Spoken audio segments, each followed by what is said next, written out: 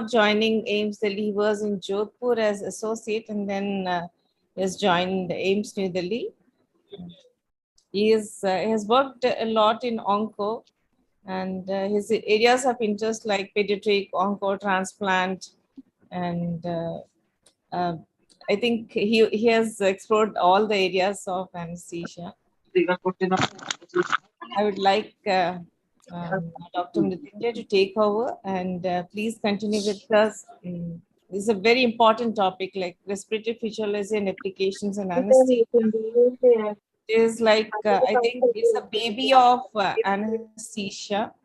So we need everyone, like, as we become old also, we need to understand that it has got its own charm. The respiratory physiology has got its own charm, and we all should be aware of that we should know each and every bit of that physiology part, and we should try to pass on the same thing to our coming up postgraduate students. And I think Mrityunjay will give justice to this lecture. Please, Dr. Mrityunjay, please continue with your lecture. I request all the attendees to mute their microphone, please. Thank you, ma'am. I'll try to keep it as practical as possible. And do I have the share option, sir, ma'am? Yeah.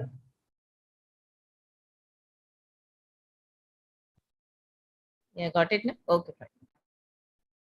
Is it visible on the screen? Yes, we can see it. Since like presentation mode, right?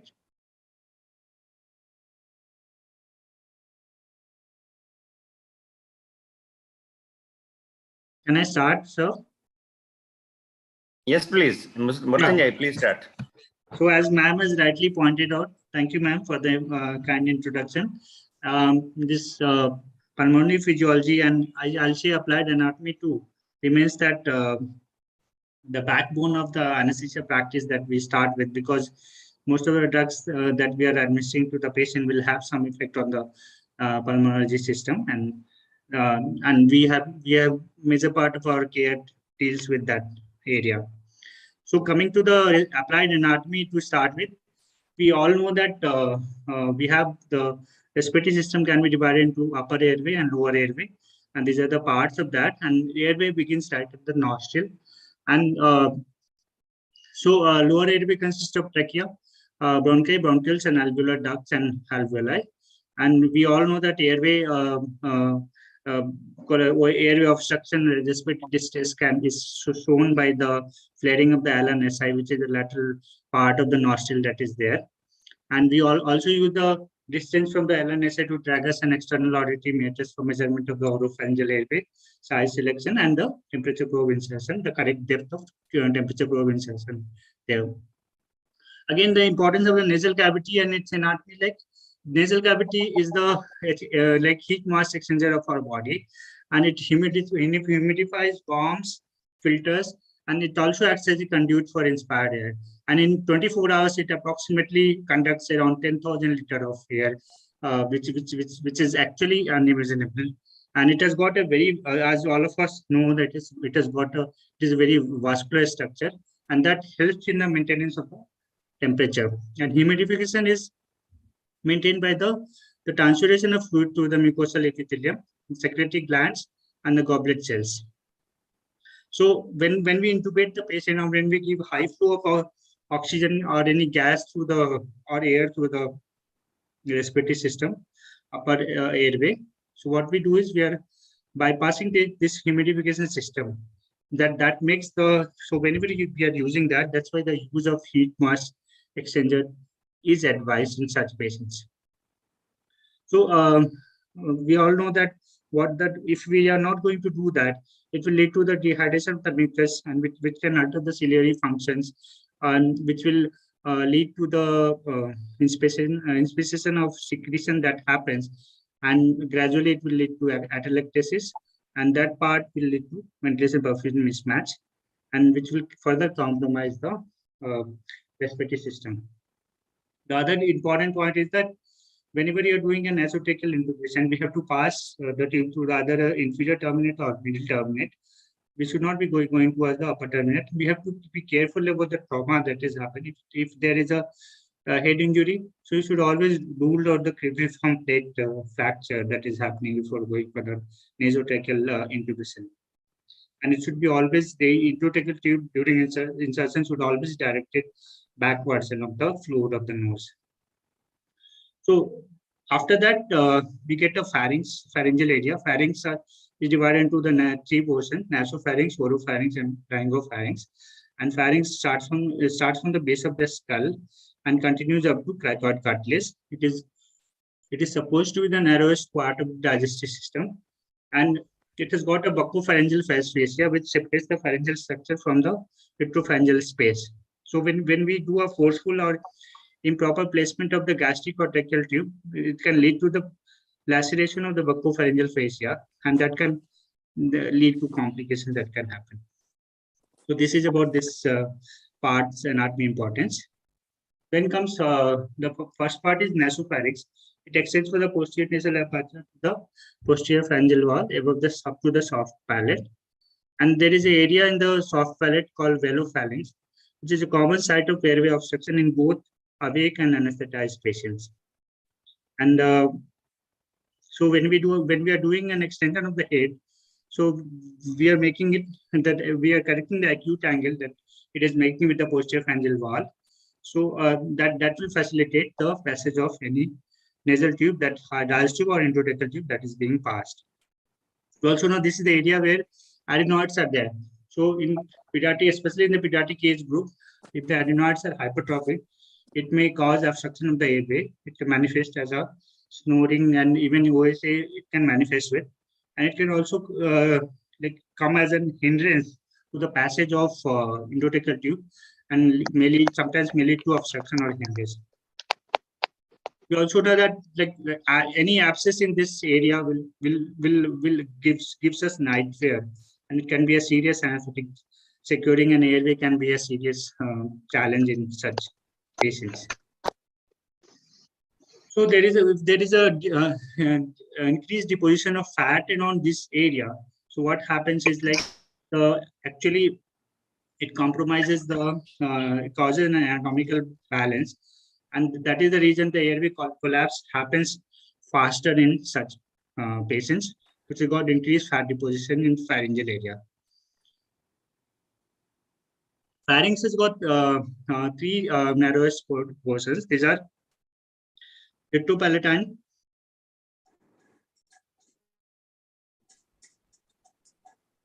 so these are retropalatine space, retroglossal space, and retroepiglottic space. And these are the muscles that plays a role in maintaining the patency of this genohead, sternohead, and thyrohead muscles.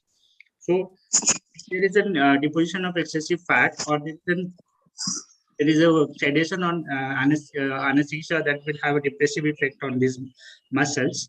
So these are the place where there's pharynx is susceptible for the obstruction. Oropharynx structures are used for generation of the Mallampati classification we all are familiar with. And when we are doing a jaw thrust and neck we are actually creating a space between the epiglottis and posterior pharyngeal wall. So that is what is happening. And when we are putting up McIntosh laryngeal blade, it lies in the vallicula, which is a space between epiglottis and base of the tongue. And there is a space called pariform fossa, which is on each side of the laryngeal inlet, and this one is a common point of lodging of the foreign body that can happen. So coming to trachea starts at cricoid cartilage, which is at the level of C6 vertebra and goes up to the T4 and T5 vertebra. In adults, tracheal length can be 11 to 13 centimeter, and out of this, 2 to 4 centimeter is extrathoracic portion, the remaining is intrathoracic, and it consists of around 16 to 22 horseshoe bands, C-shaped cartilage, and the shape of the trachea will depend on the phase of the respiration that is happening. After trachea, we have carina. From carina, it's right and left bronchus takes off. Right bronchus takes off at an angle of 25 degrees, and it's also a shorter bronchus, and it is relatively broader. While left bronchus takes at the angle of 45 degrees and is a longer bronchus. So that is the reason that aspiration is easier to happen. It's common on the right side of the bronchus. Talking about this bronchopulmonary segments, we all know that after right and left bronchus further divides into 8 to 10 bronchopulmonary segments on either side. For PGs, these are mnemonic. I hope you are familiar with this mnemonics. For remaining bronchopulmonary segments of right side, this is the mnemonic. And for remembering this left side, this ACIL is the mnemonic for that. The importance of these bronchopulmonary segments are there. They have got individual blood supply. So it is useful for the segmental dissection and confinement of infection to a particular segment, and also useful for drainage and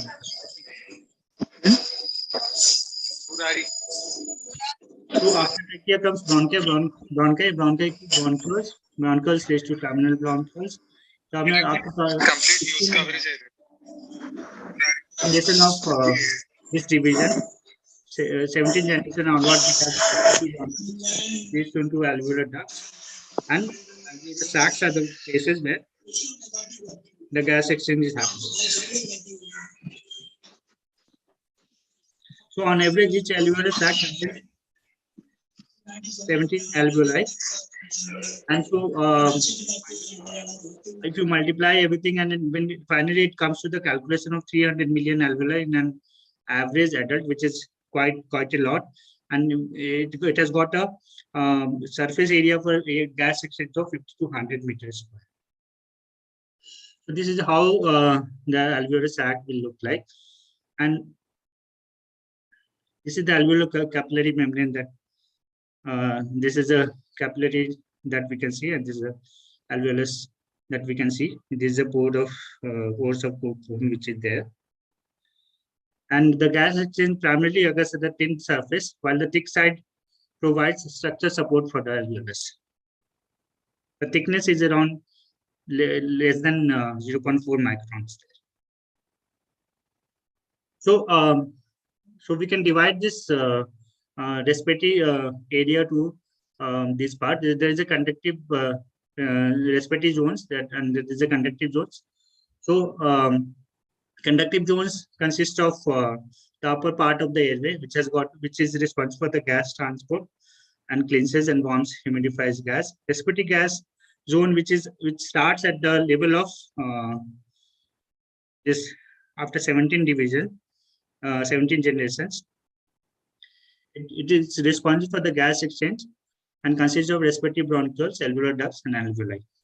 So respiration is also again of two types: external respiration, which is the gas exchange happening between lungs and blood, and internal respiration, which is the gas exchange happening between blood and tissues.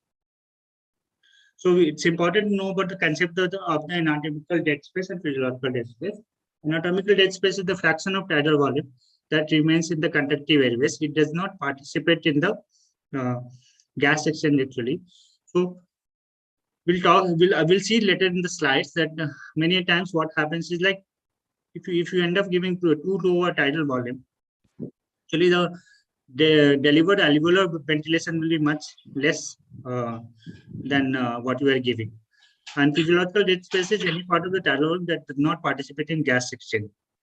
Suppose there's an area which is not being which is where the maybe perfusion is not reaching, or the gas exchange is not happening at that area because of any other reason. So it is the physiological dead space that will.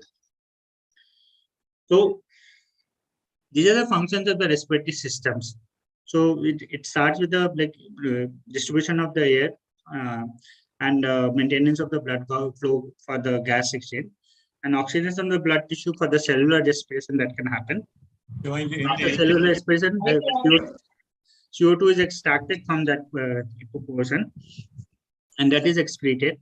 and then to maintain the constant homeostasis of metabolic needs. As it participates in the, as we can see that there's many times compensatory hyperventilation or hypoventilation that can happen in response to the metabolic acidosis alkalosis that is. Diaphragm is the major muscle, the main muscle of the respiration. It causes the base of the thoracic cavity to descend up to 1.5 to 7 centimeter, and it accounts for the 75% of the change in the chest volume. While the external intercostal muscles causes upward and outward rib movement, and it's responsible for the expansion of the chest.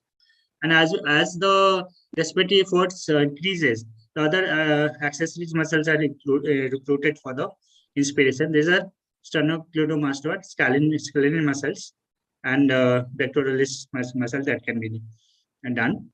And while expiration is normally passive in the supine position, but it might become active in the upright, and when the patient is in distress or patient is increasing the effort of the expiration. And the further exhalation, which is a voluntary process which happens, it is facilitated by the abdominal muscles like rectus abdominis, external and internal oblique, and transversus abdominis muscles. Internal intercostal muscles also aids in the downward movement of the ribs. So what is the breathing? Breathing is the process. It is a result of the small cyclic pressure gradient pressure changes that is happening in the airways. So while in spontaneous ventilation, these gradients are secondary to variation in the intrathoracic pressure. What happens in the mechanical ventilation? It is produced by the intermittent positive pressure in the upper airway. And these days we have got this concept of apneic oxygenation. When patient is in apnea and oxygen is being administered, so some gas exchange can happen because of the mass movement of gas along with the concentration gradients. So this is how the breathing is controlled. I'm not getting into much detail of this, but we have a neural control center and the central chemoreceptor center. Neural control is located at the pneumotoxic and apneustic center located in the pons and pre-Bourgeois complex, and the medulla, which is dorsal and ventral respiratory groups. And central chemoreceptors, which are located in the medulla and peripheral chemoreceptors, which is in carotid and aortic bodies, also plays a significant role in regulation of respiration. Coming to the static lung volumes and capacities, this is also important to learn, because this will tell you about the patient's inspiratory capacity reserve and other things. So lung volumes are the volume of the gas in the lungs at a particular time of the respiratory cycle. And while the capacity is the summation of different lung volumes that we use for the showing the conditions of the pulmonary system. So it depends on the depth of respiration, gender of the patient, age of the patient, the body build, and physiological and health conditions of the patient. So in total, there are 4 lung volumes and 5 capacities that are available. As all of us are familiar with this, we've got this is a normal tidal volume, and we have an inspiratory reserve volume. Okay, so this, if you combine this inspiratory reserve volume with tidal volume, this becomes an inspiratory capacity, and then we have a residual volume, which is a volume remaining after maximum exhalation, and expiratory reserve volume, which is a maximum volume that can be expired below after this tidal volume. So if you take this, it becomes a functional, combine this, it becomes a functional residual capacity. The residual volume is something which cannot be changed much. So expiratory reserve volume and thus functional residual capacity is one thing that changes with different factors. If you combine this inspiratory capacity with expiratory reserve volume, it is called a vital capacity bed. And if you combine everything together, it becomes a total access. So these are the normal value in the adults, but total volume is 400 to 500, 600 in an adult. Inspiratory reserve volume is around 3 liters. Expiratory reserve volume is 10,000 to 1200 ml. And the functional residual capacity, this is a combination of residual volume and expiratory reserve volume. It's around 20 to 25 ml. So these are the factors which determine the static lung volume, the body size of the concerned persons.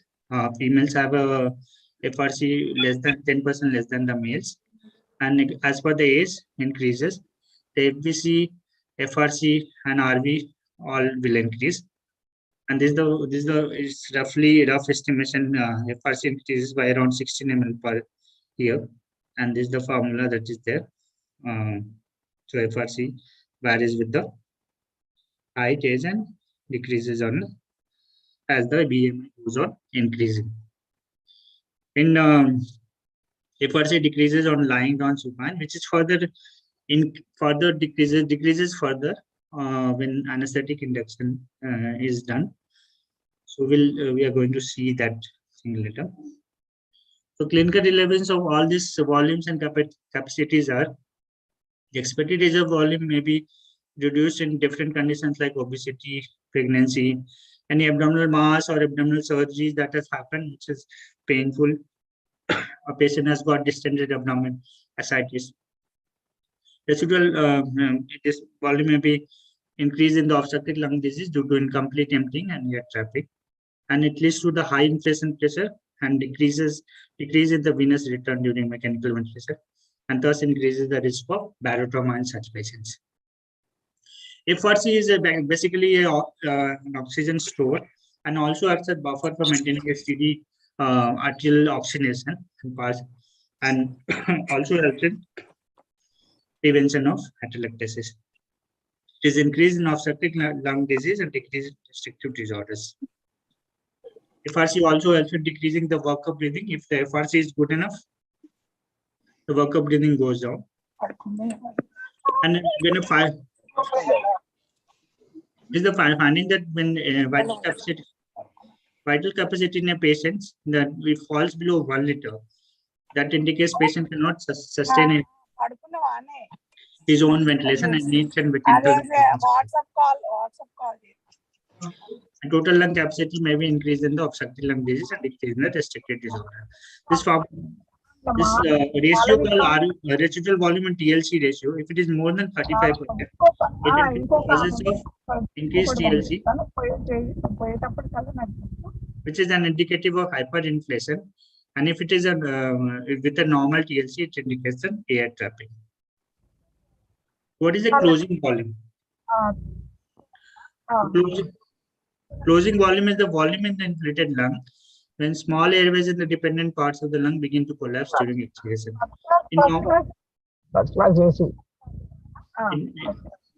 In normal condition,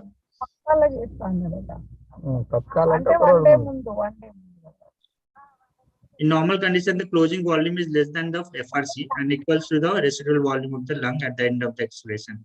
If the closing volume increases and it equals to FRC, airway closure can happen. Ask someone. I think someone is speaker is on for someone. Please mute it, please. ఇంకొక ఆమె number పంపుతాను ఆమె number చెబుతాను okay మళ్ళీ సరే The closing volume goes on increasing and it equals to the FRC, airway closure may occur during normal expiration and it may further lead to PQ mismatch. And when the FRC decreases due to various situations like position of the patient, general anesthesia induction, increases, increased BMI, the closing volume, the closing of the airway can happen even earlier. And that airway will not participate in the ventilation that is happening. So even if it is perfused, the ventilation will not happen. So that leads to VQ mismatch again. So this is how it is.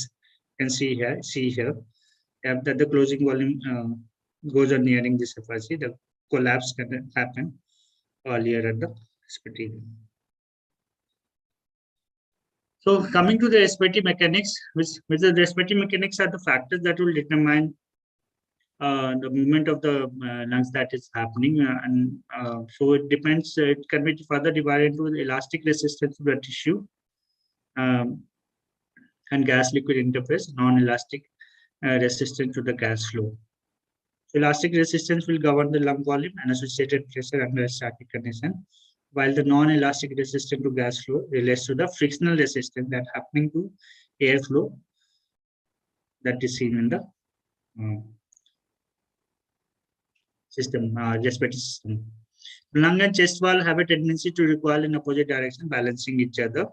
So because the lung tissue has got a high content of elastic fiber, and surface tension also acts on the airflow interface in the alveoli.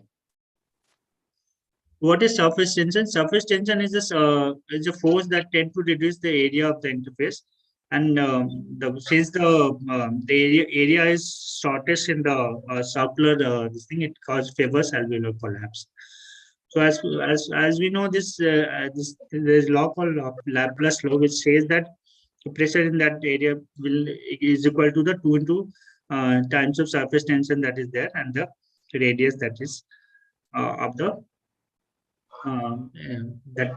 alveoli that is there. And so the alveolar collapse is directly proportional. As the surface tension increases, the alveolar collapse will happen, and but it is inversely proportional to the alveolar side. So smaller airway will have will collapse earlier, but we have a surfactant there. So surfactant, what surfactant which is secreted by type 2 pneumocytes lower the surface tension in the alveoli and thus facilitates the gas flow from the larger area to smaller area. So as we can see here, pressure here has gone low compared to the larger area. So direction of airflow is going towards this.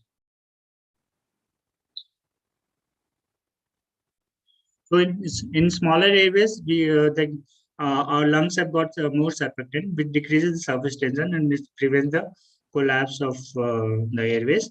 In larger airways, surface surfactants are less concentrated, which increases the surface tension, and so thus it prevents over distension of the larger airway. So either way, this acts as a saving grace. What is compliance? Compliance is the measure of the elastic recoil of the lung. It is inversely proportional to the elastic resistance or elastance, and it is calculated by the formula change in the volume per unit of pressure.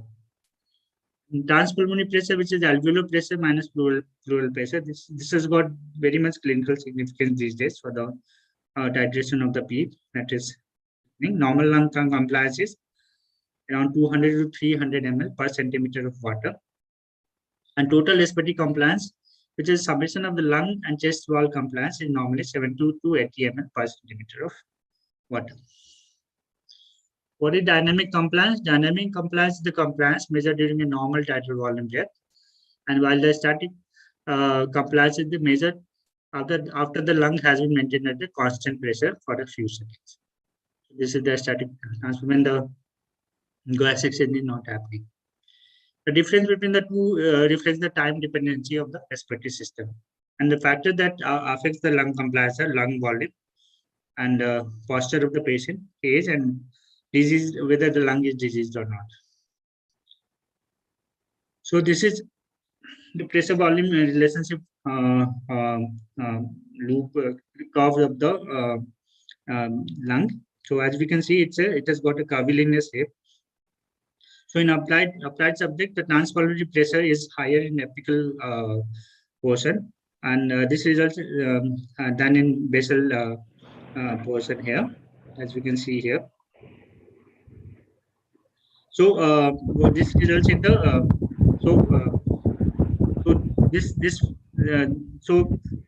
that is the effect of different position that can happen with the patient's position. So talking about the pressure volume curve, this pressure volume curve shifts to the right side when the fibrotic lung disease, idiopathic fibrosis, alveolar proteinosis, granulomatous disease like sarcoidosis, interstitial and alveolar edema, and it decreases to the left side. That means the compliance is actually increased there, because in conditions like emphysema, bronchitis, or asthma. So this is how the pressure volume curve, the health will normal lung will look like. In fibrosis, this compliance, you can see that it goes down while it increases in the asthma and emphysema. So chest wall compliance will reduce in patients like obesity condition, thus leading to the increased elastic resistance that will happen. So in conditions like obesity, which cause edema of the surface and joint disorder, which may involve the joints in the thoracic cavity also, and like ankylosing spondylitis. So this reduces the chest wall compliance. So coming to airway resistance to the gas flow now, as we know that flow of any gas is determined the pressure gradient by airway resistance. So, and this is the Reynolds formula and Bernoulli's formula that is there, but this is 8 into length into gas viscosity by pi into radius 4. So, as the radius goes down, so resistance will be going up. As the length of the tubing goes longer, the resistance will be going up. As the viscosity of the gas flowing through that will go up, the resistance will increase. For all these factors, so a smaller lumen, higher resistance, longer length will have higher resistance, and gas with higher viscosity will have higher resistance. Even if you are getting like the Reynolds number, which is calculated by the linear velocity into the ratio of the gas density and gas viscosity, will also determine that. So as the flow meets with the high flow rate, this becomes a turbulent flow. That also increases the resistance of the flow. That's why the increased flow in the gases will sometimes lead to higher resistance. And the sharp angles, change in diameters and branches will also lead to increase in the resistance of the flow. That's why it is advised not to use multiple connectors during the endotracheal tube. So that also increase the resistance to the flow. Normal total airway resistance is about 0.5 to 2 centimeter of water per liter per second. The largest contribution coming from the medium-sized bronchi, which is before the 7th generation of the airway that we have seen. So resistance is large bronchi is low because of their larger diameters here, whereas resistance in small bronchi is low because of their large total cross-sectional area. So workup breathing is calculated by the product. It's a product of volume and pressure. So for like, where is this work going? Why we are working for breathing? So during inhalation, both inspiratory airway resistance and pulmonary elastic recoil has to be overcome. And during exhalation, although then this stored potential energy is released, but we have to overcome the expiratory airway resistance. So the work required is to overcome the elastic resistance. It will increase as the tidal volume increase. There is increase in the tidal volume, and whereas the work required to overcome airflow resistance will increase as respiratory rate increases. That's why in certain conditions we have to use a lower tidal volume, and respiratory rate has to be increased. Patient who has got reduced compliance will have a rapid shallow breathing, whereas those with the increased airflow resistance will have a slow deep breathing pattern. So this is how the vertical distribution of the lung appears to be. So it is divided into 4 zones according to that. So first zone will have a higher alveolar pressure compared to the other vascular pressure which is there. Second, zone 2 will have higher pulmonary artery pressure, which is followed by the alveolar pressure and the venous pressure which is there. While the zone 4 in the bottom, there is a decrease in the blood flow, and it has got a higher pressure, and the alveolar pressure is the lowest in that area. So though perfusion is maintained, so that this is the area where the where the alveolar ventilation might be compromised. So what happens during anesthesia? In the effect of anesthesia, what is happening is the lung volume, among the lung volume, there is a reduction in FRC by 800 to 1000 ml. And even if the patient goes in from the upright to supine position, which it decreases further by 400 to 500 ml when anesthesia induction is done. And expected lung volume is also reduced, and anesthesia also causes a fall in FRC, even in spontaneous ventilation breathing. It's not only the controlled breathing that will happen, but anesthesia effect happens in the even in patient is maintained on anesthesia, spontaneous breathing. Sorry. Resistance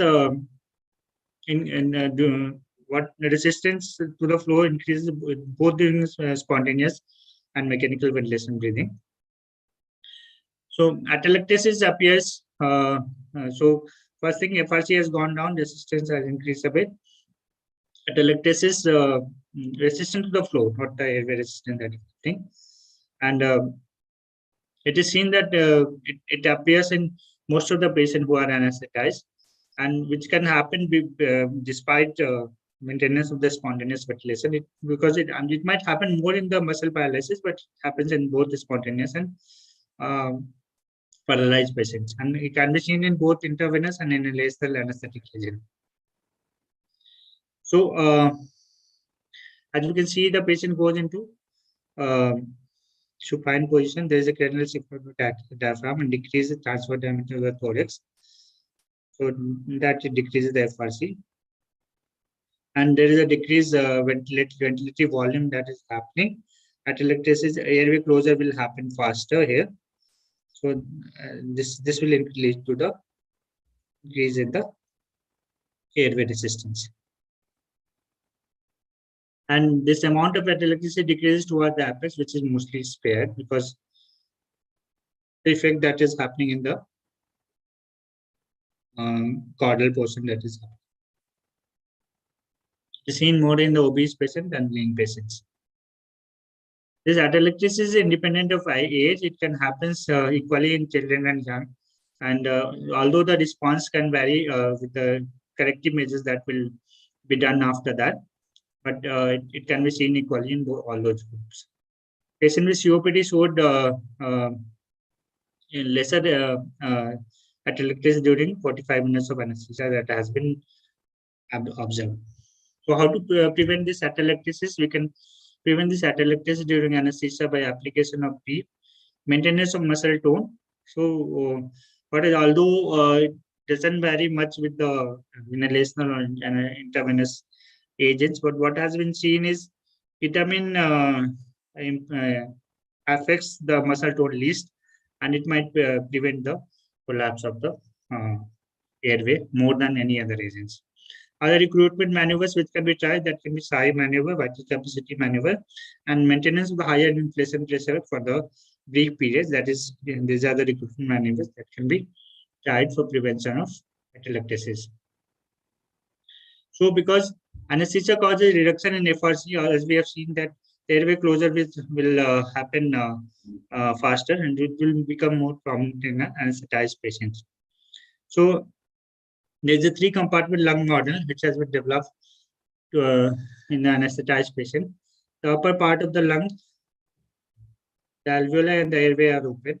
The middle and lower part of the lung airways are intermittently closed and impede, which when it is closed, it impedes ventilation.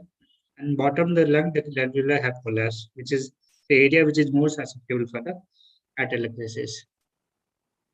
While the lung, the blood flow which is happening, so if you apply a PEEP, it causes redistribution of blood flow toward the dependent lung areas. So that's why it is helpful.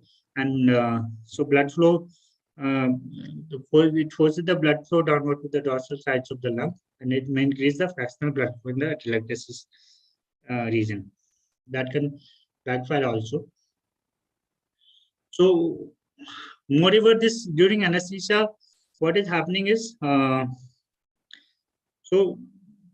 this anesthetic will have effect on the response to hypercarbia and hypoxia also. So both CO2 and elimination and oxygenation of blood are impaired during patients during anesthesia. And this impaired CO2 elimination is also attributed to the increased dead space ventilation. That is, so because that part is not being perfused, so CO2 is not going to that.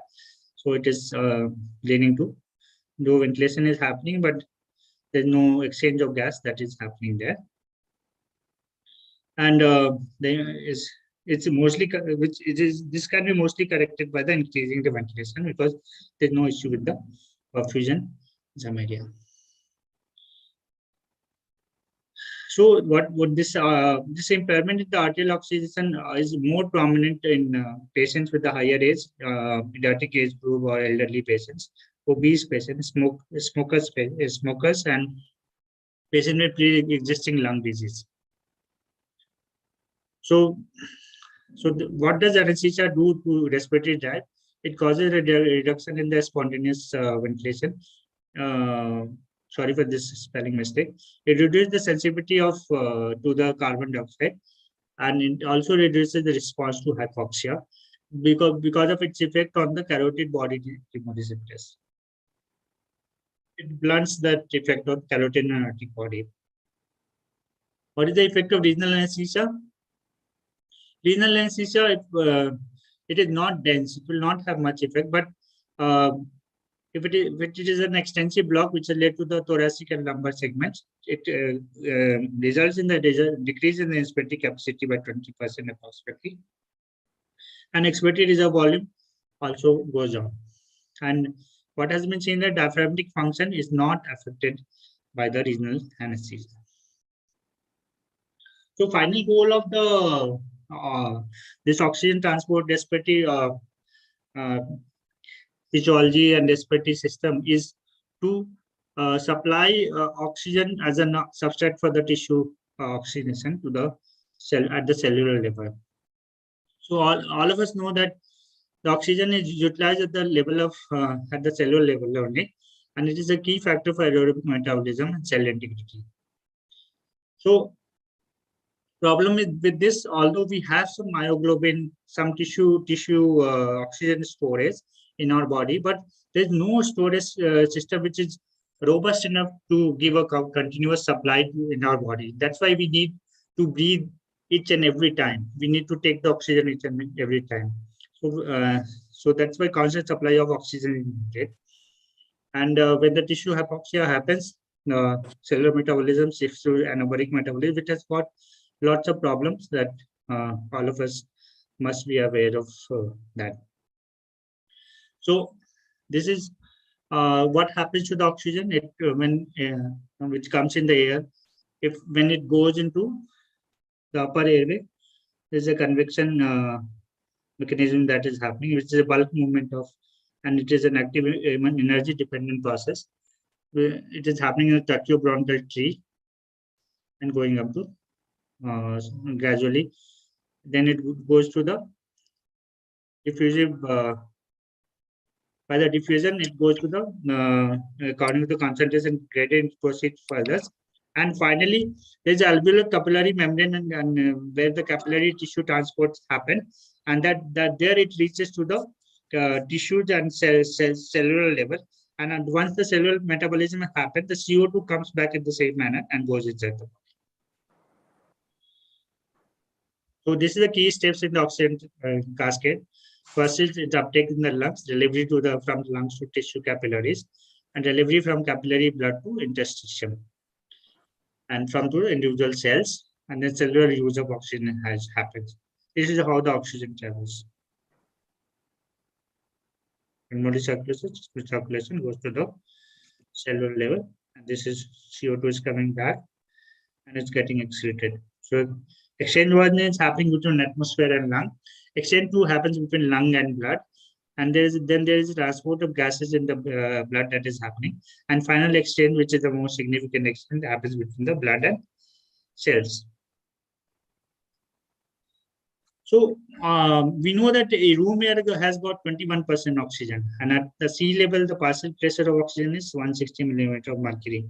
So because of this, if you calculate this is as we breathe the air into our lungs, So it is being warmed and humidified by nose. Then it reaches the alveoli. There we also add water vapor in the process, which exerts a pressure of 47 millimeters of mercury. So then partial pressure of oxygen in warmed and humidified air is roughly around 150 millimeters of mercury. So once after that, CO2 will also be part of the alveolar gas. So it will cause further drop in the partial pressure of oxygen to 100 millimeter of mercury, and then the 100 millimeter mercury is the driving pressure that causes oxygen to enter the alveoli, into the blood capillaries. Okay, this is how it goes from there. This is the formula for the calculation of the alveolar oxygen concentration, that partial pressure of oxygen. So the driving pressure of oxygen diffusion into the pulmonary capillary bed and main determinant of arterial oxygenation is the alveolar oxygen concentration. And difference between alveolar arterial gradient, it will reflect the overall efficiency of the oxygen uptake from alveoli to arterial blood. So from alveoli to arterial blood, whatever the blood is, that if the gradient is going on increasing, actually it suggests the integrity of the alveolar capillary unit. It is useful in determining the source of hypoxemia, whether it is an interpulmonary source or extrapulmonary source. So if it is a problem that is happening here, that means it is a suggestion. So normal AA gradient is between 5 to 10 millimeters of mercury, which increases with age. And this abnormal increase alveolar arterial gradient will suggest a defect in either there is a defect in the diffusion, or there is a ventilator perfusion ratio mismatch, or right to left shunt that has present. So after that, from arterial it goes to the capillary, and capillary oxygen, pulmonary and capillary oxygen pressure is roughly identical to the alveolar oxygen pressure which is happening, and it is dependent on the rate of oxygen diffusion across the alveolar capillary membrane, and it is facilitated by the large capillary surface area in alveoli. And so this is how it is happening here. It is at the capillary level, we have this diffusion of oxygen. It's going here, and then it goes inside the binds to the hemoglobin, and then it reaches the capillary alveolar interface to the cell. So capillary transit time is estimated by dividing pulmonary capillary blood volume by cardiac output, and normal capillary transit time is around 0.8 seconds. So what is important to know is that this saturation of maximum saturation of pulmonary in capillary oxygenation happens only in 0.3 seconds. So even before traversing 1/3 of the distance of alveolar capillary interface, it's already saturated. So that is a safety margin that is there in our body. So it provides so inadequate oxygen due to reduced pulmonary capillary transit time is very rare because of the large safety margin it has got, and it occurs only with very high cardiac output or severe desaturation of mixed pulmonary arterial blood. So what are the determinants of arterial oxygen tension? So whatever if you are taking a higher oxygen concentration, a pressure of the gas that we are taking, that will also determine.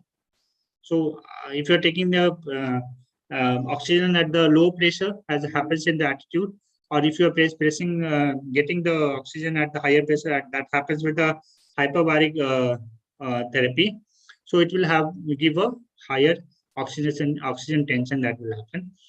But and the percentage of oxygen in the atmospheric air does not change with the altitude, whereas atmospheric pressure varies with the weather and altitude.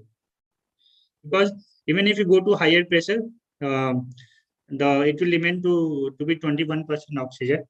though we call it a thinner air, but atmospheric pressure is low. So that's why the transmission is the effective transport is less. The alveolar ventilation that the patient is taking, and suppose the patient is taking a normal tidal volume of 600 ml, then alveolar ventilation will be 450 ml, because 150 ml will be there to overcome the physiological dead space of the tracheobronchial tree. So as we can see here, if the patient is taking 500 ml, 150 ml goes to the physiological dead space, then at least 350 ml is participating as an alveolar ventilation, which is 70% of the fraction. If the patient takes slow deep breathing, patient will be taking a deep breathing here, and the respiratory rate is like 10 per minute. So effective minute ventilation remains the same, but alveolar ventilation has increased here, which is 85%. Suppose a patient taking a rapid shallow breathing. So what is happening? The alveolar ventilation after 250 ml patient takes, 150 ml goes wasted in the dead space ventilation. So alveolar ventilation has gone down. It is 4000 ml per minute only. So that's why it is advisable to go for both the hyperventilation and this thing should be shallow breathing should be avoided. Then oxygen diffusion from the alveolar to pulmonary capillaries, and ventilation perfusion distribution and matching that will happen. So distribution and matching of ventilation and perfusion, we have VQ patch, we have venous admixture, which is a result of mixing of shunted non-reoxygenated blood with reoxygenated blood distilled to the alveoli, which can happen because of some veins like Tibetan veins and veins that are present supplying the coronary surface. It is normally less than 5% of the cardiac output, and whatever the sun that is happening, that is because of the ventilation perfusion mismatch. Is not contributing much to the total suns. For other suns, normal suns are bronchial Tibetan veins that can be there. Abnormal suns are from the lung fistula, vascular lung tumors, atrial ventricular septal defect, and then there is a physiological sun that will be there. So if we see there is a wasted air without much of perfusion, it is a dead space ventilation. If it is a wasted perfusion without much of air, it is called a ventilation perfusion mismatch. What happens to the blood when once it reaches in the oxygen, once it reaches the oxygen, reaches the blood?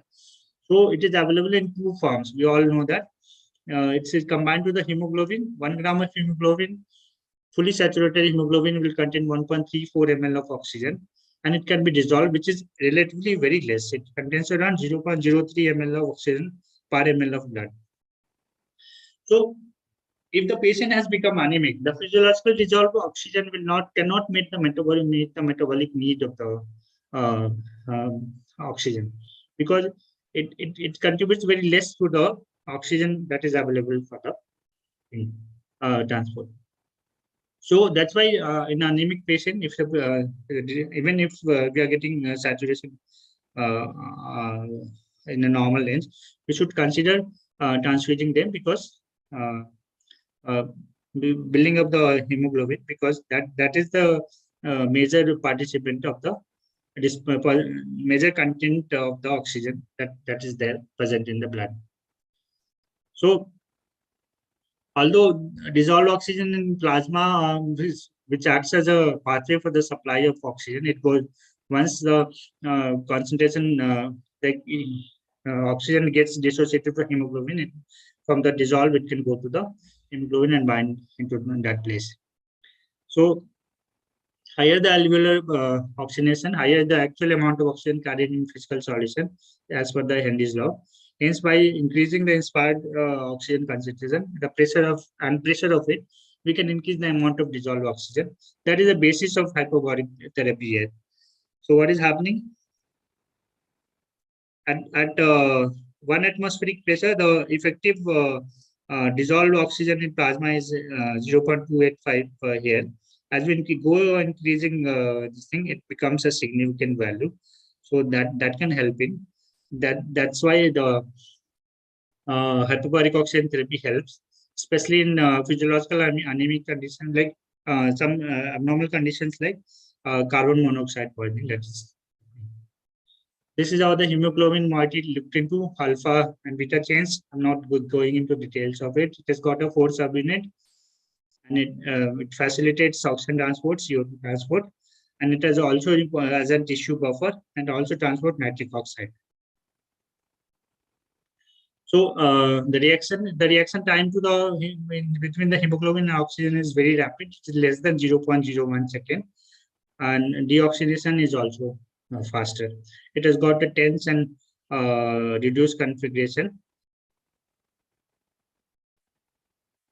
So oxygen content is determined by this formula. It is 1.34 into hemoglobin percentage into saturation into 0.031 into the PO2 that is measured.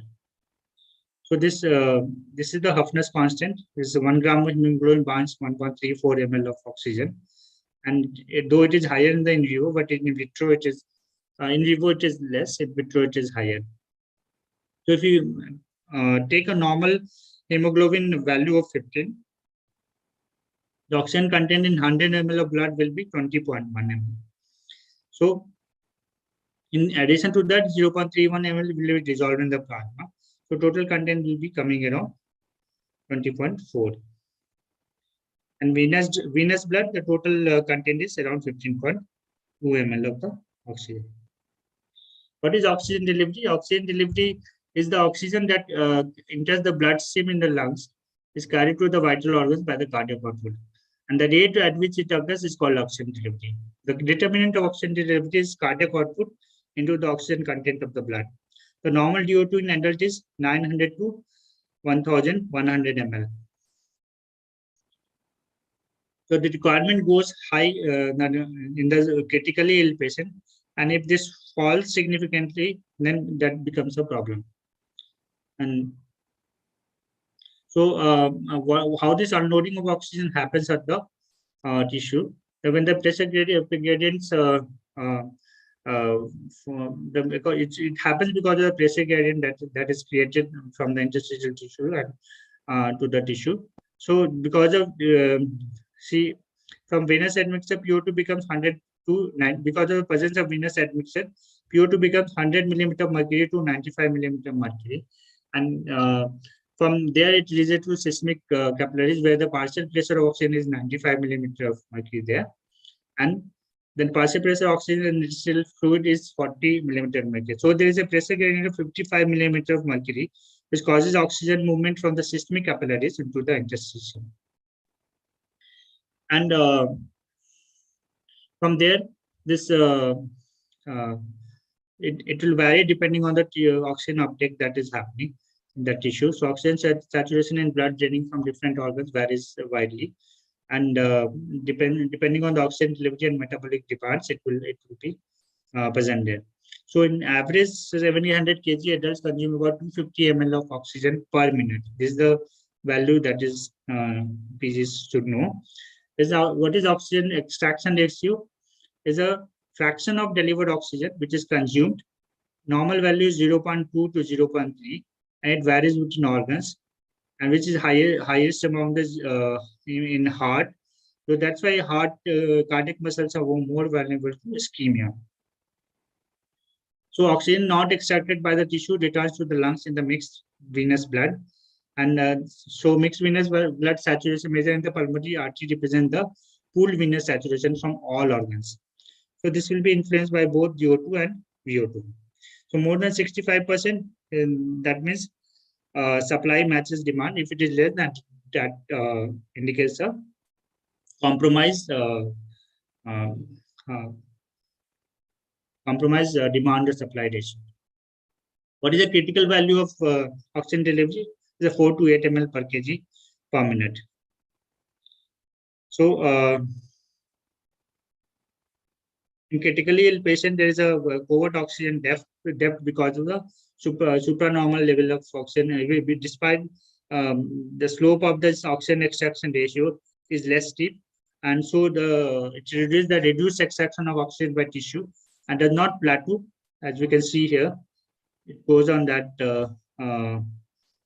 So that's why there is a constant need of supply of the oxygen in critically ill patient, and which can be eliminated by increasing the cardiac output. And there comes the role of gold dilated fluid therapy to increase the cardiac or maintain the cardiac output for the adequate tissue delivery. So what are the factors that determines this VO2 and DO2 ratio from the capillary blood? The rate of oxygen delivery to the capillary, oxygen hemoglobin dissociation relation, and the difference between the demand and supply that is happening, and the diffusion distance. As you can see, this is alveolus, this is capillary. So what is happening? The normal distance that it takes to travel, if this distance increases, the diffusion of oxygen will go down, and this increases. This distance can increase in the cases of pulmonary edema.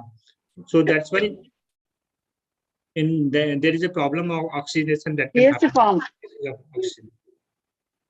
So then the tissue there goes into the cells, and there's a consumption of cell that the oxygen that will happen at the tissue cell level. So the critical oxygen PO2 that varies between different organs and different species. So the mitochondrial PO2 that is equal to about 1 millimeter of mercury, and this is the value. This is taken as a Pasteur point. This is the oxygen cascade. Finally, from the atmosphere, it goes to the humidified tracheal gas. The partial pressure is 150 there, as we have seen. Then if alveolar gas mixes with CO2, it goes to 105. Then arterial blood, it falls further 100. And capillary blood, because of PCO2, venous arterial minus venous, capillary pressure is 45. At the mitochondrial level, it goes to 5 millimeter of mercury. So oxygen flux is the term used to describe the delivery of oxygen to a tissue, and it is represented by the oxygen cascade. So this is the amount of oxygen that leaves the left ventricle per minute in the arterial blood. So what will be the value? This is the content and the cardiac output that will be there. So lowest tolerable value of oxygen flux is 400 ml per minute. It decreases in oxygen flux, decreases in anemia, congestive heart failure, metabolic acidosis, respiratory acidosis. But while it is increasing, because of the increase in the cardiac output, increased breathing, increased oxygen content, it increases in the exercise, thyrotoxicosis when the patient is pain or patient is suffering. So you all know the importance of the oxygen dissociation curve. It's a graphical illustration of the percentage of hemoglobin that is chemically bound to oxygen at each oxygen pressure. And it has got a S-shaped curve, which is because of the reaction of the 4 subunits of hemoglobin with oxygen occurs sequentially, not simultaneously. So one by one it gets combined, and there is a positive cooperativity that happens. So that's why this has got a S-shaped. So there is a steep curve, and there is a flat slope that is happening. So steep slope is between 10 to 60 millimeter of mercury, and flat happens between 70 to 100 millimeter of mercury of the. What is the significance of flat portion? The flat portion of the curve shows that PO2 can fall from 100 to 60 millimeter of mercury, and hemoglobin will still be 90% of saturation with oxygen. You can see. And at pressure over 60 millimeter of mercury, the standard dissociation curve is relatively flat. This means the oxygen content does not change significantly, even with large changes in the partial pressure of the oxygen. Significance of a steep curve: the PO2 reduction below 60 millimeter of mercury produces a rapid decrease in the amount of oxygen bound to the hemoglobin. And clinically, when the PO2 falls below 60 millimeter of mercury, the quantity of oxygen delivered to the tissue cells may be significantly reduced.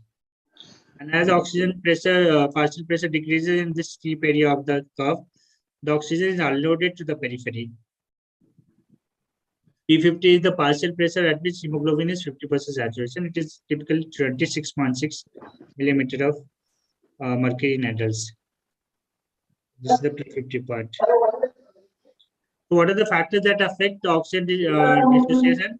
There's a left shift means there is increased affinity for oxygen. It happens due to decreased PaCO2, alkalosis, temperature, fall in the temperature, degrade 2,3 dpg. In the fetal hemoglobin, carbon monoxide poisoning, and methhemoglobin. The right shift, that is decreased affinity for oxygen. So decreased affinity, so increased delivery will be seen in increased PaCO2, acidosis, hypothermia, increased 2,3 dpg, pregnancy, higher altitude, and hemoglobin S. So this is the Bohr effect that is determined by the that was noted by the Christian Bohr.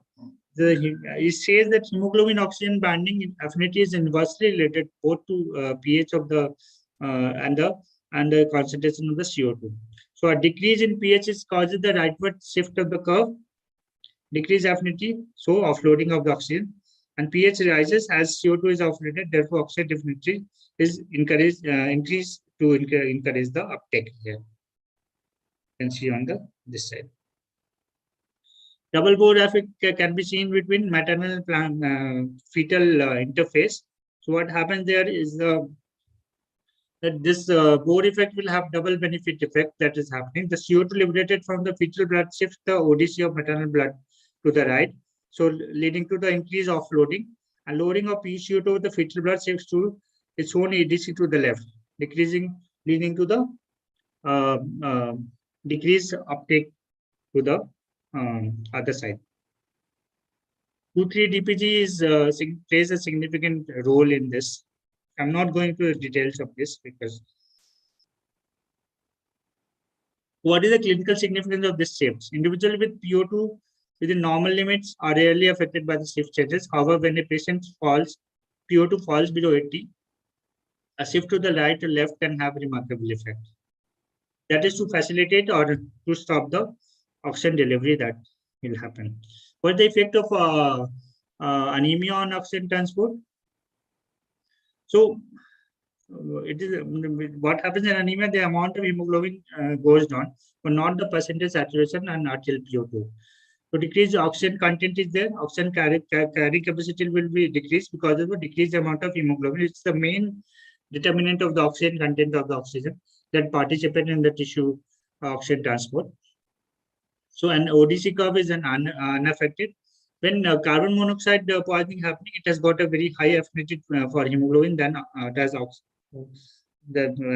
for oxygen than hemoglobin, and it cannot be so. There's a shift in the oxygen hemoglobin curve to the left, and this prevents the loading of the oxygen. Though the oxygen content may be normal or higher, so but the delivery of the oxygen is compromised in that. This is how the curve will play.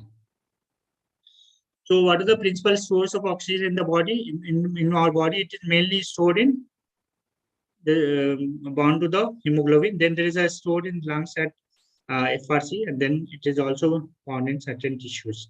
So when the person is breathing air, the FRC oxygen content is around 450, which goes up very significantly if you're breathing 100% of oxygen. And this is the one thing which we have in our hand. So that's why importance of pre-oxygenation is there. So pre-oxygenation, during pre-oxygenation, we give 100% of oxygen for 3 to 5 minutes through a circuit with a face mask firmly applied to the face. What happens? What it does? It replaces not complete nitrogen, but some most amount of nitrogen from the FRC with the oxygen. So it gives a cushion for the difficult airway situation and rapid sequence induction that can happen. And patient with the compromised FRC, small FRC, like infant, pregnancy, or obese, they'll desaturate faster. So deoxygenation is especially more needed in such patients. So we can see the time to hemoglobin dissociation is normal patient here. The patient is critically ill, it is faster. In a child, it is even faster. In obese patient, the time is even lesser. What are the ways to increase pre-oxygenation? We can pre-oxygenate in the head-up position. We can apply CPAP. We can do a para-oxygenation during the airway maneuver. And so whenever we are pre-oxygenating, we can always buy more time. And when the crisis happens, if you're giving administering 100% oxygen, we will have some time to find the cause or rectify the problem that is happening. And even for the acute deterioration of cardiorespiratory function, it's always better to give oxygen to the patient. So, effect of anesthesia on oxygen transport, reduction in FRC, we have seen earlier closure of the airway, VQ mismatch, and venous increase in the venous admission. So, again, normal protective response to hypoxia and hypocarbia will go down, and there's a suppression of hypoxia-pulmonary vasoconstriction also that has happened. And in addition to that, this anesthetic will depress some cardiac output also, and that also depress the oxygen delivery. So then in addition to that, there can be other multiple factors of problem during like if you are hypoventilating, we decrease FiO2, and there's a positioning like that which compromises patient lying supine. That's why propped up position is advised. Pain that can be there, post-op pain. So all these explain the universal requirement of supplemental oxygen during anesthesia to achieve normal oxygen.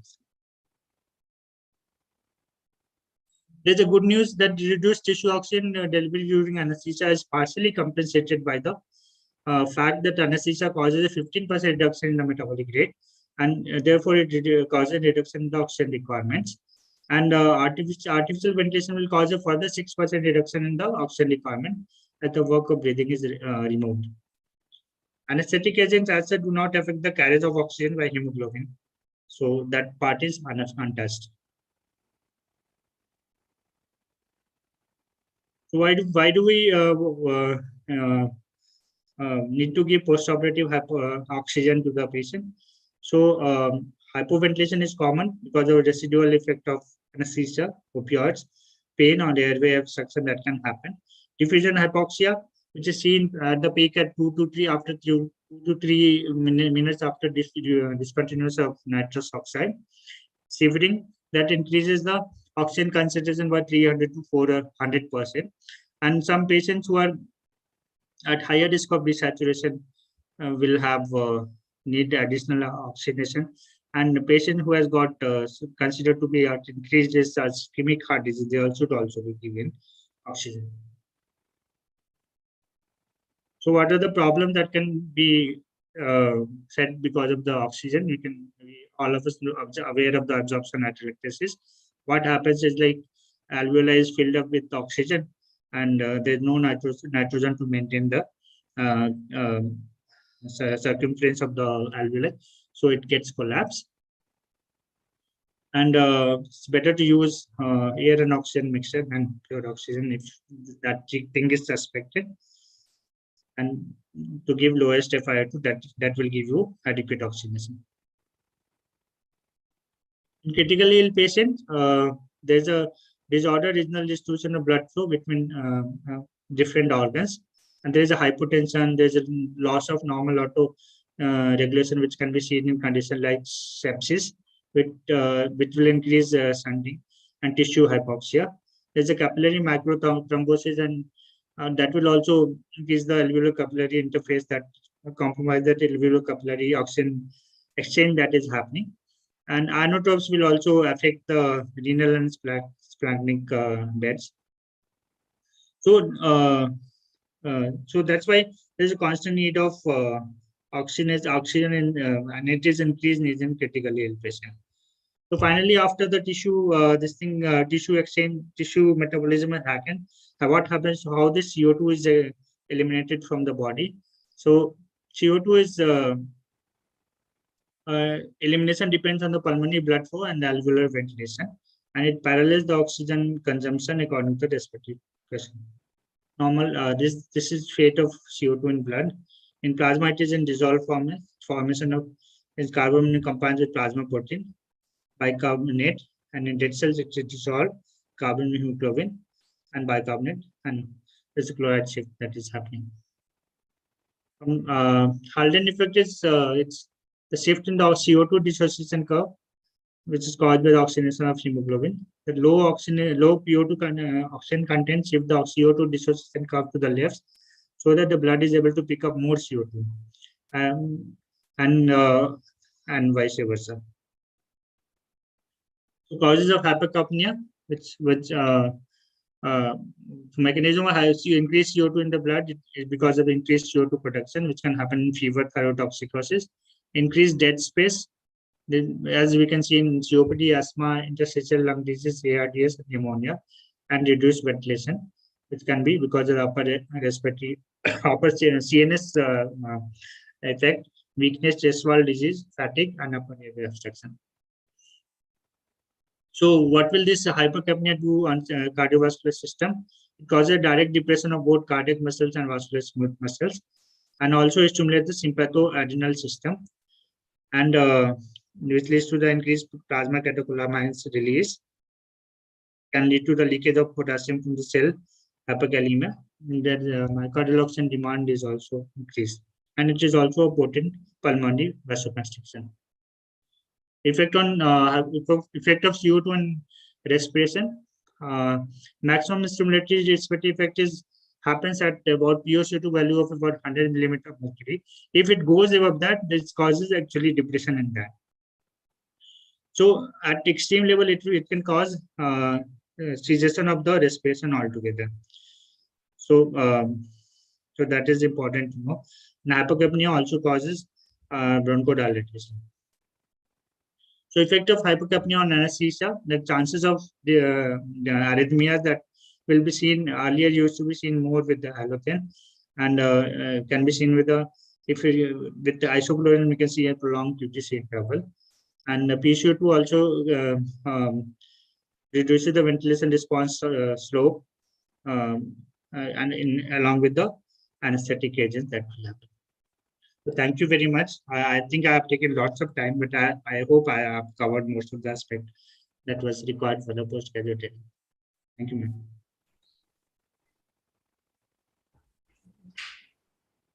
Yeah, thank you, Dr. Mrityunjay.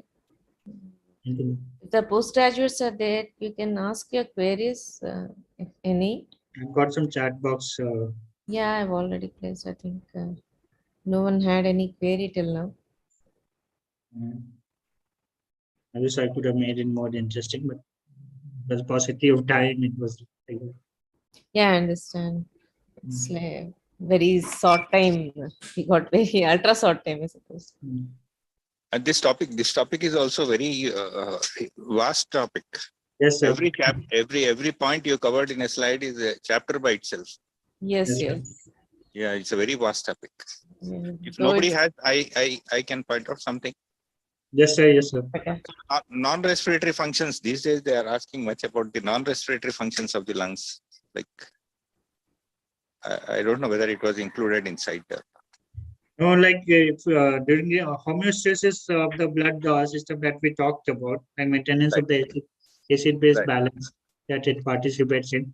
Along with that, it also like secretes some hormones that is there. It also participates in some metabolism, especially for us, it is the propofol metabolism that is happening in the lungs. Right. That's what I wanted to point it out for the PGs also. And even important is the angiotensin conversion 1 to 2. Sir.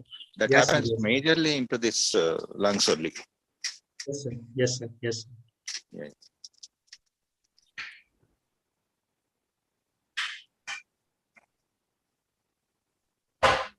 As Dr. Mrityunjay said, it's a vast one. Like it starts from the nostril and ends. I think. Yeah, they get more than 1 hour actually. Yeah.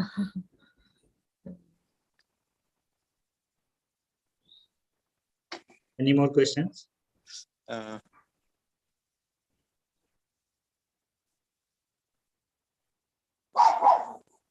Okay, ma'am.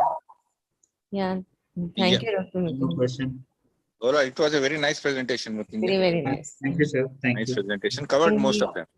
Ye I shortest time. I wanted to preparation. make it more interesting, but somehow it was not that possible that way. Yeah, that's what. I understand. Yeah. Thank you, Mrityunjay. Thank you, Thank you. Mrityunjay, very Thank much. you. Thank you, sir. Thank you, Dr. Mrityunjay and Dr. Srilata. Thank you, It was Dr. a very Ram. nice presentation. Thank you, sir. So I don't know, the PGs are not enthusiastic or Yes, but some chat in the chat box, something is started. No, there's no question, ma'am. Yeah, I just know. Please repeat. One question is there. Please repeat closing volume and closing capacity if time permits. The closing volume. Other one is please enlighten during the prone position ventilation. Prone position ventilation. I'll take up that one first because that one closing volume was already covered. So what happens in the prone position? When the patient is supine, there'll be dependent areas in the lung. That will not be either the area which will be perfused, but will not be ventilated properly, as we have seen in the like the supine position, the lower part. The same thing happens to the posterior part also, and which will become anterior with the patient is putting in the supine position. So what happens that area will have more of the atelectatic area that will get better ventilation, and the VQ ratio and the the ventilation and perfusion will increase in area when the patient is those areas which are posterior in the supine position will come up, and that those area will not be much involved, as we can see even in certain disease conditions. So that's the reason behind the improving the saturation of the prone position in the ARDS, because many times, first of all, those areas which are not yet ventilatory adequately will get a proper ventilation. Plus, what happens, the involvement of that area is less. So when they come up, they participate. The non-disease area participate better in the gas section. So that's why there are chances of increase in saturation that will happen in because of the prone positioning. Closing volume is the volume that the airway starts to actually close. If the closing volume goes on, it is maintained. So ideally, it should be the closing volume should be less than the FRC. FRC, if it starts falling, the closing volume goes up. So the airway starts closing earlier. So that leads to the airway closure earlier than. So that is a side effects of whenever the FRC goes down, like during anesthesia, during elderly age group, in obese patient. So earlier closure of the airway happens.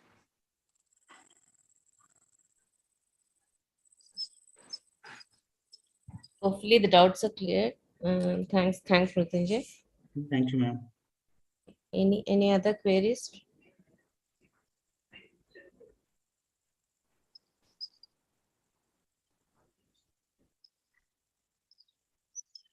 Okay, ma'am. I'll take leave, ma'am. Okay, right. Thank Right. you. Mrityunjay. Thank you. Thank you, sir. Thank you, everyone. Thank you. Thank you, Dr. Ramakrishna. Thank you, sir. Thank you, Deepra sir. Thank you, Siddhartha.